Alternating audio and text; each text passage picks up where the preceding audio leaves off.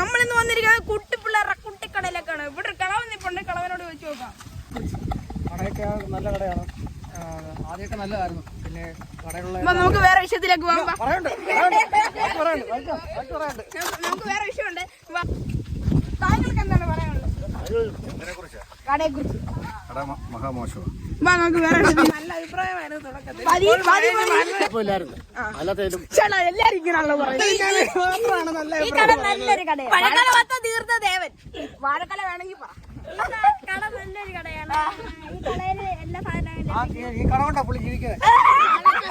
നമസ്കാരം. നമ്മൾ ഇന്ന് കുട്ടിക്കടയിലാണ് നമ്മൾ എത്തിയിരിക്കുന്നത്. കുട്ടികളുടെ അഭിപ്രായം നമുക്ക് കേൾക്കാം. എന്തോ കടയെ കുറിച്ചാണോ? വളരെ നല്ലൊരു കടയാണ്. എല്ലാവർക്കും കടയെ കുറിച്ച് നല്ല അഭിപ്രായമാണ്. എങ്കിലും ഈ കുട്ടിക്ക് വ്യത്യസ്തമായ അഭിപ്രായമാണ് അതിനെക്കുറിച്ച്. ഈ കടയുടെ മുതലാളിയാണ്. ഇവിടുത്തെ നാരങ്ങയുള്ള ഈ കൊച്ചാ തരുന്നു. ഇവിടെ ആള് വരുമ്പോ ഇവിടെ പറയും നാരങ്ങകളല്ല,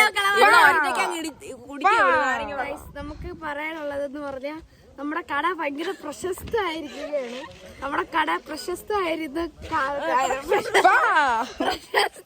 കാണിച്ചത് നമ്മുടെ ഈ കട ഇത്രയും പ്രശസ്തമായതിന് ഏറ്റവും കൂടുതൽ ഷോ ഉള്ളത് ഈ കുട്ടിക്കാണ്. ഷോ നിൽക്കുന്ന സ്പോട്ട് എന്ന് പറഞ്ഞു കഴിഞ്ഞാൽ നമ്മുടെ സ്വന്തം മഗീഷിന്റെ കടയിലാണ്. മഗീഷിന്റെ കടയിൽ മഗീഷിനെ കാണാനില്ല, പകരം ഒരു അപ്പൂപ്പനെ കാണാനുണ്ട്. ഈ വേനലവധിക്കാലത്ത് നിങ്ങൾ ഈ കൊച്ചുകുട്ടികൾ നടത്തിയ ഈ കട ഞങ്ങളെ പോലുള്ള പ്രായമുള്ളവർക്ക് നല്ലൊരു ആശ്വാസമാണ്. അതായത് ഈ ചൂട് കൂടിയ സമയത്ത് ഞങ്ങൾക്ക് ഫ്രീ ആയിട്ട് വെള്ളം തരികയും ഒക്കെ ചെയ്യുന്നത് കൊണ്ട് ഇടയ്ക്കൊക്കെ തരുന്നുണ്ട്.